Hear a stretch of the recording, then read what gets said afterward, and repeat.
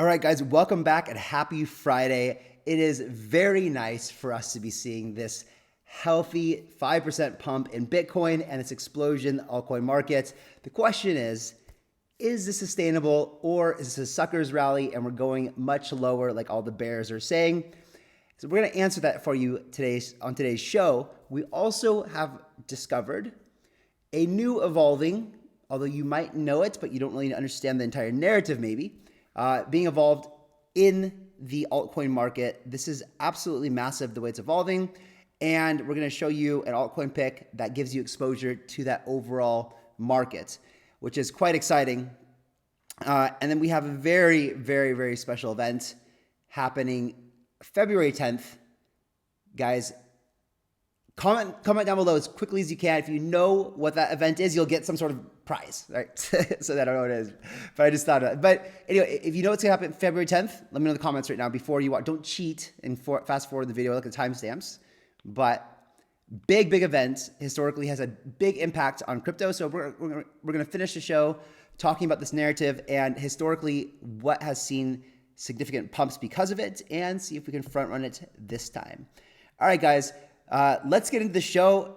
Do me a favor and absolutely destroy this like button. Let's get the likes up there.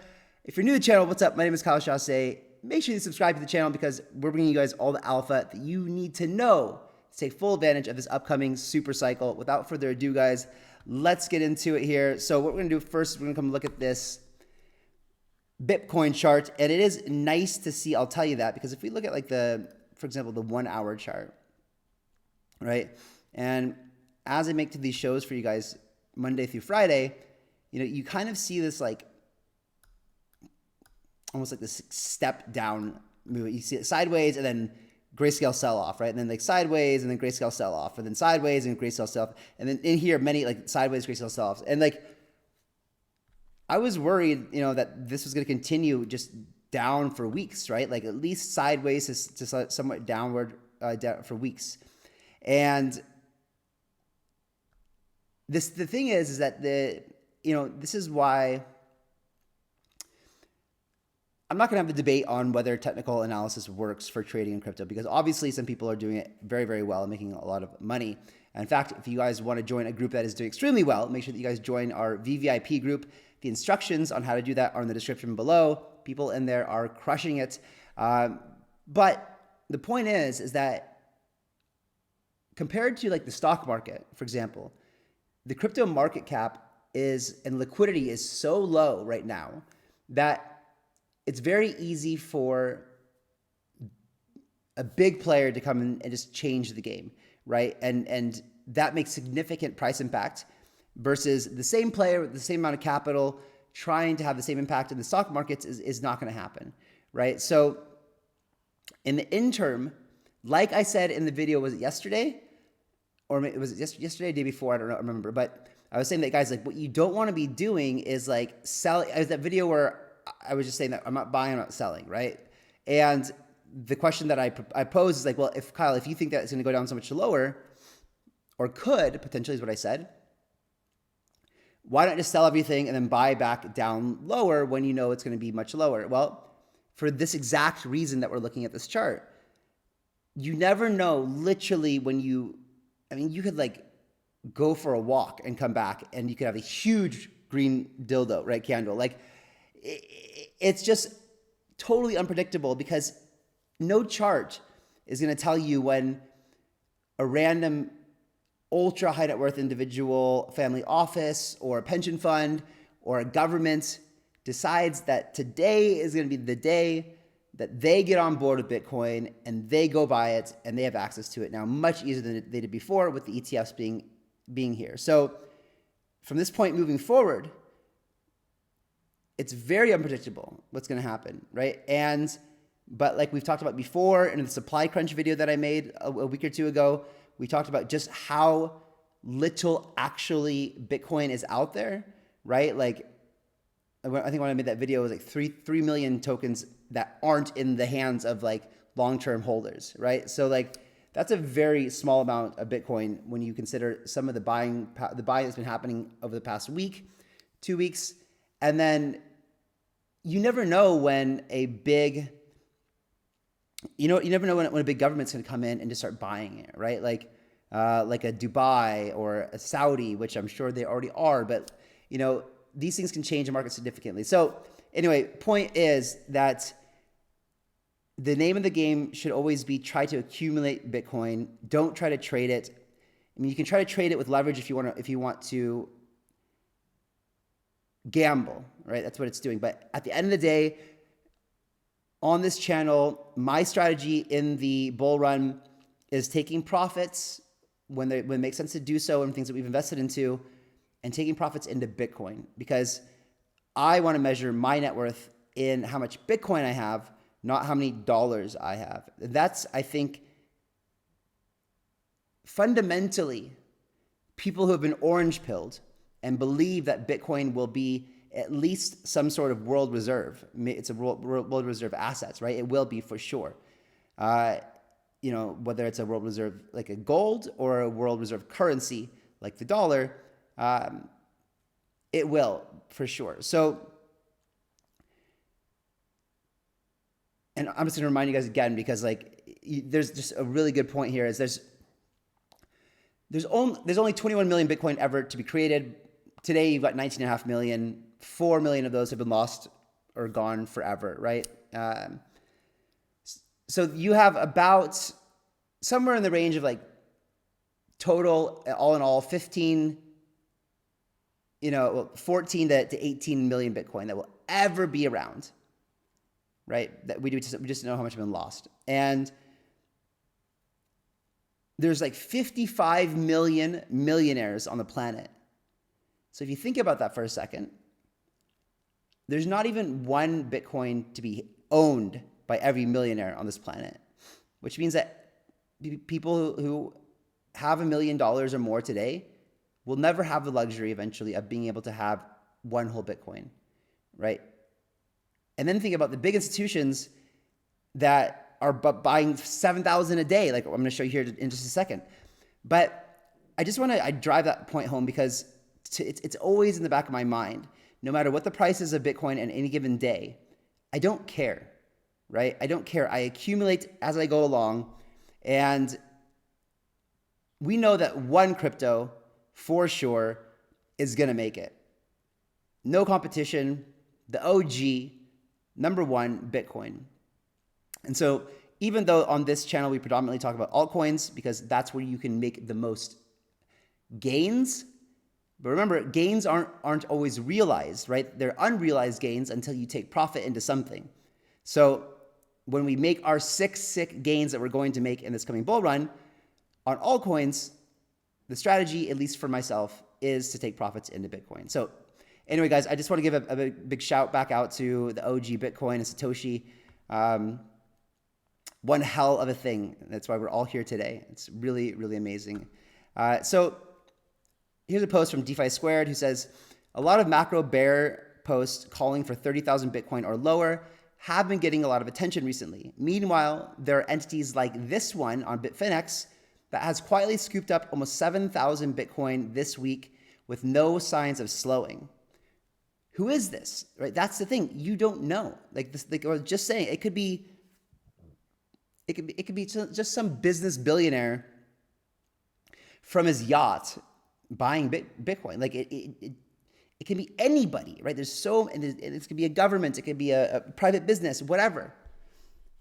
But this is only going to accelerate this kind of behavior from people who can afford to do so, right? And anyway, so there's a fundamental issue with the macro long-term bearish predictions being posted, which is that major market movements are often entirely at the whim of few large players who can't be predicted. This is what we just talked about, right? And right now, with the record-breaking launch of the Bitcoin spot ETFs, the odds that we see large new entities suddenly enter the market has changed entirely. For more conservative funds, governments, etc., the ETFs improve the accessibility, visibility, and legitimacy of Bitcoin, which in many cases may be what's needed for some of these entities to add Bitcoin to their balance sheets for the first time. So when you see posts calling for crazy bear market targets many months out, you should be aware that these posts really have no idea or ability to confidently predict who might enter the market over such a long time frame. The guarantee we do not have, though, is that Bitcoin supply is finite, and over a long time frame, it's progressively being accumulated just by spot and ignore the noise. Like, really amazing advice that we just need to remind ourselves from time to time. That's why I do the videos like the supply coin video, why I go on this video that we're making right now was not supposed to be about Bitcoin supply crunch, but I just feel, because when I watch it on other people's YouTube videos, it helps to reinstill that ideology that, you know, Bitcoin is the best form of money that we have. And yeah, so anyway, and of course, the exciting thing is, right, that the more money that flows into Bitcoin, the more altcoins pump, right? So good things to look forward to.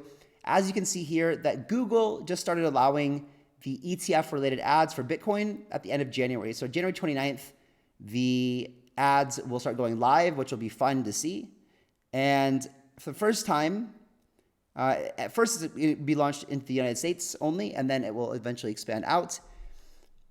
But this is going to give all Google and Google products like Google AdWords, YouTube, things like that, the ability for these large institutions to start putting their advertisements up, so that literally everybody, all these individual content creators on YouTube and stuff like that, and content consumers will start getting bombarded with these ads, which for us puts Bitcoin at the front and center of everyone's mind.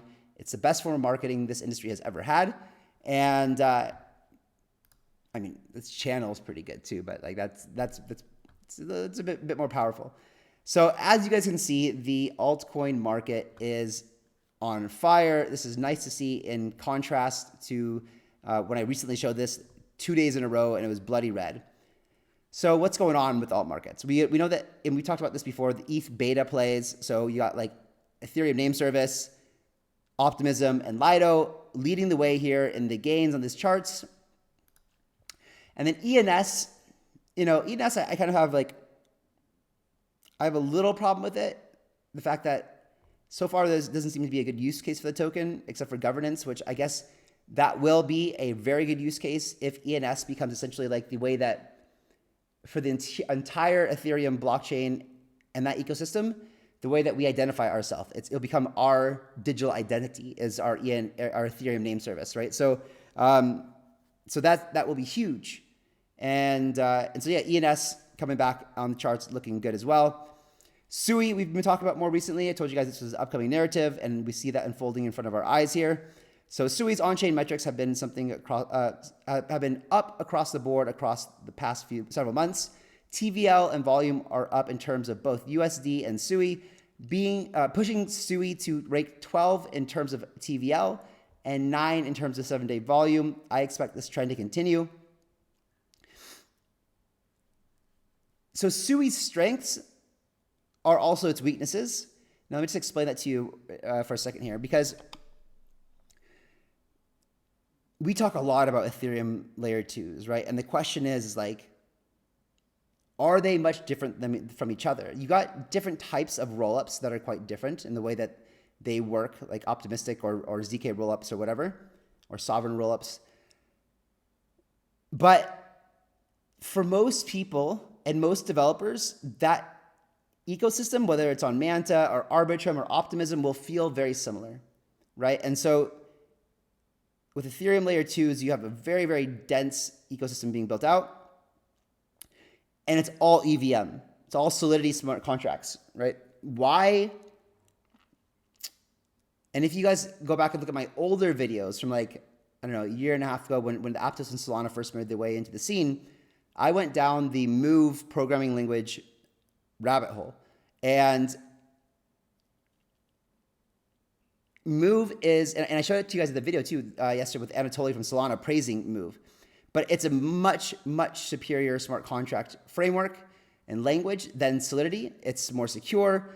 And I do believe, while at the same time, the Ethereum developers are trying to fix the problems that Solidity has, whereas Move used Rust, which was a much better programming language than I think what Golang, which is what Solidity uses. So Rust has, and this is not meant to be, it's like, but Rust has ways, and so does Move, to like essentially make it much, much more difficult to make mistakes, meaning it's much more difficult for exploits, for vulnerabilities, hacks, things like that. So where do I see institutional DeFi building their DeFi products or their like semi-DeFi products? It will probably be on Move, the Move language, because it's just much more secure. On the flip side, one could argue that it still hasn't been battle tested on a large scale yet. But it was built by Facebook, spending $1 billion in R&D to build the Move language, and now it's in the hands of Sui and Aptos. So that's an ecosystem definitely that you want to keep a close eye on. Now, the next thing we're going to talk about, guys, is this evolving narrative, and you don't need to open this article or anything like that, but you could just see that the headline says it all. Crypto projects have given out 40 billion points so far. When will it end? And to answer that question, it's probably not going to end anytime soon.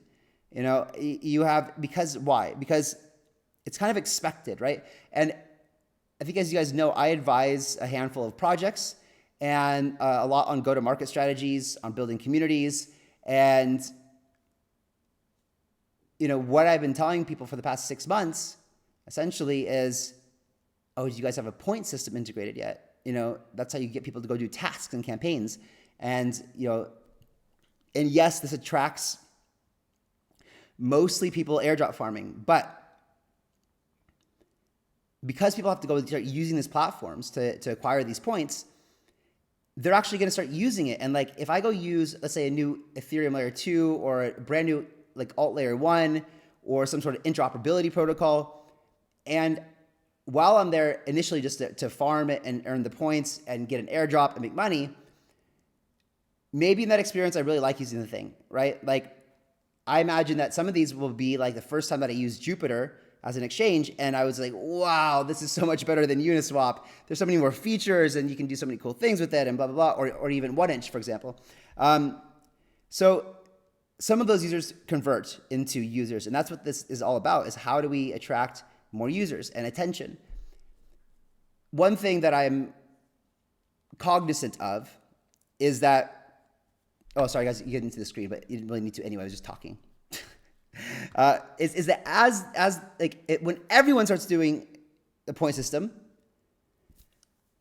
it'll be much more difficult for the attention to be there. And then if they're not a project that's planning on launching at $1 billion plus valuation, those airdrops will be quite small. So, but nonetheless, if you only focus, and to build this case right here, let me just read this to you, and then I'll talk about this altcoin right now. So each bull run needs its catalyst and generational gains for bringing in new entrants. So 2017, we saw ICOs. 2021, we saw DeFi and NFTs, also IDOs. And then in 2024, question mark, right? So if you look at something that is, what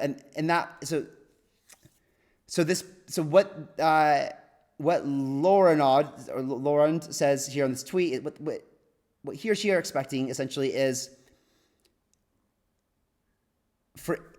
it sounds like for airdrops or for point systems to kind of replace public sales. Now, I don't think that's going to happen, right? So I think that, like, if you look at what we're doing at Paid Network, for example, we've integrated, and this is before all of this narrative. So we integrated this essentially airdrop strategy where every project that launches on Paid will contribute some tokens toward a marketing campaign that paid stakers will get those airdrops. So, staking Paid has all kinds of benefits that I went to in the Paid video I talked about like 2 weeks ago. If you guys haven't seen that, make sure you go watch it. I will put a link to that in the description below as well. But the catalyst, in my mind, and I've been thinking about this for a very long time, that's why we redesigned Paid Ignition, was because, first of all, that needed to be changed. And if you guys haven't been following, if you guys didn't hear the discussion that I had yesterday with Mario and friends over there about Satoshi VM and 8 Terminal, very interesting. I didn't get to go into the root cause of the problem there, but 2024 is going to be led by a different kind of like a new catalyst, and airdrop farming via point systems is going to be interesting. Now, when I first started researching this, I was wondering, why are we using the word points as the defining narrative versus airdrop farming? Because airdrop farming has been done for a while. This is not a new narrative. But the projects incorporating the point systems is like a gamified model that encourages people to go do stuff. But it's also important for this project that we're about to talk about in just a second here. So let me finish reading this up here. So just check over the last few months. We got Celestia, Pith, Jito, Dimension, Manta, AltLayer, and more. This might be justification for financial incentive we needed to onboard new users. A lot of concepts and narratives are becoming too complex for new entrants, while simply trying a project and scoring points is enough to make us subsequent gains. Even if some of us start to get annoyed by all these point systems, there is nowhere on earth you can get $10,000 airdrop for trying a protocol or holding some NFTs. Based on this take, not focusing on airdrops would be a mistake, since the question isn't anymore if, but when a project will have an airdrop. And that is exactly, like, guys, also you guys know that we run a VC. We talk to a lot of projects, and every single one of them has an airdrop campaign planned into it, right? That's one of the questions that we ask on the call too, is like, what is your airdrop campaign going to look like? So the reason I keep mentioning this difference between points and airdrops is because with the introduction of points, you have essentially an asset that can be traded. And before, we didn't have any type of way to identify or know potentially what our share of the airdrop tokens would be worth. But now that you've got point systems and leaderboards, we know essentially what we're working for. At least we can assess the percentage of the tokens that we will get for doing work. And we also know kind of how people are weighting different tasks based on what the project needs and what kind of points that those tasks will allocate. Yeah, it also reminds me of Commonwealth. I don't think that we've announced it yet over there, but they have one of the most unbelievable point airdrop farming, community building campaigns coming up, I think at the end of this month or early next month. And that is going to be something quite unique, ties into this whole narrative, and we'll be a leaderboard and all that stuff. But I think it's going to make the Commonwealth community explode. And we have some participating projects in this campaign that are very, very large that I think will be a great boost for their communities and give the Commonwealth participants something to be really excited about. So whale markets, guys, is what we're talking about here. So it's the OTC for points, for tokens, OTC. So you got pre-market, which is trade pre-TGE tokens, and airdrop allocations with secure. Guys, if you're watching this, whale markets, let's just fix this grammar here. OTC markets trade any tokens without slippage, peer-to-peer, and points markets trade awarding points from projects. So I'm not really sure yet how they do this. I didn't have enough time to research. I haven't bought this yet either, but I'll show you why right now, why I think it's very, very good. Because if this points thing does explode, and I'm telling you, I already see, guys, I'm having these calls every day with projects. This is going to explode. So, and if you think about a project like Arbitrum that had $1.2 billion in their airdrop, and there's not going to be 100 more of those in this bull run, but there might be 5 or 10 more of those, right? And then there might be another 10 or 20 that launch at a $500 million market cap. And then another 100 or 2 that launch at a $100 million market cap. And if everybody's able to go on there and we start having a secondary liquid market for these points, then there's going to be a lot of volume happening on something like whale markets. And that's why I think it's an interesting idea. It's novel, it's unique, and it's absolutely needed in the space for the rate at which we're going. So I talked about this yesterday, guys. The year of the dragon, the Chinese New Year, historically been a big year for crypto markets, a good moment of the year. And this one is the year of the dragon. So it's a big deal. Why? Because of this. So personality traits of dragon signs are: dragons present themselves as magnificent yet benevolent rulers who confident, generous, idealistic, and ambitious. In Chinese culture, these mythical creatures are in a class of their own, regarded as the givers of abundance and longevity. So this psychology is going to put its way into the crypto markets. We've seen it year after year, guys. And I'll go through this thread right now so you don't have to click it if you don't want to. But if you want to click, because this guy, MetaQuant, lists many projects that he believes are going to pump hard because of this Chinese New Year narrative.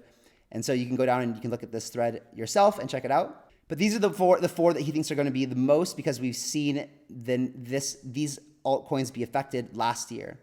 That's Phil, which is like a Chinese Bitcoin. You've got CFX, Chinese Ethereum, PHB, Chinese Akash, and Luna, which is Chinese synthetic. A quick thread here. So 2024 is the year of a dragon. Millions of Chinese people will be willing to take more risk, as they believe the year of dragon will bring them big luck. Combined with spot ETFs and Bitcoin halving, you have prime conditions for a violent and sustained run on crypto projects. Also, yeah, like everything we also talked about in the project on this channel. Sorry guys, it's Friday and a day. I'm very tired. But anyway, so he says it'll be the same playbook as 1 year ago, but this time it will be bigger and last longer. Not only astrology and predictions, but also fundamentals. China is printing. We talked about this as well, right? They need to turn on the money printer back again, and they need to stop quantitative easing and go into a pattern of they need to stop tightening and start easing, which will put more stimulus, more favorable market conditions, and we know that all the stars are aligning right now, and we're watching it unfold in front of our eyes on a daily basis as you tune into this channel, and it's really exciting to watch. So 2023 was a bad year from a macro perspective for China, which is now preparing to cut rates, boost the economy, and enter the QE phase, or quantitative easing. Everything is aligning for the Chinese to bid hard on crypto. Furthermore, we might see multiple spot crypto ETFs on the Chinese side, which would enable a massive inflow of money into the markets. And then he goes into the coins, guys. And so I'll leave you this thread if you want to go explore more, but basically the four that he's the most bullish on, I believe, are up here. One that's worth highlighting, I think, is that this CFX going fully EVM compatible with BTC and BRC L2s. A lot of narratives here to play, plus flipping is huge level. So this CFX, obviously something to take a look into. I haven't looked too much into it, but sounds very exciting. Probably going to pump like crazy. Guys, that's going to wrap it up for the show. Enjoy your weekend. I will catch you guys back here on Monday. Bye-bye.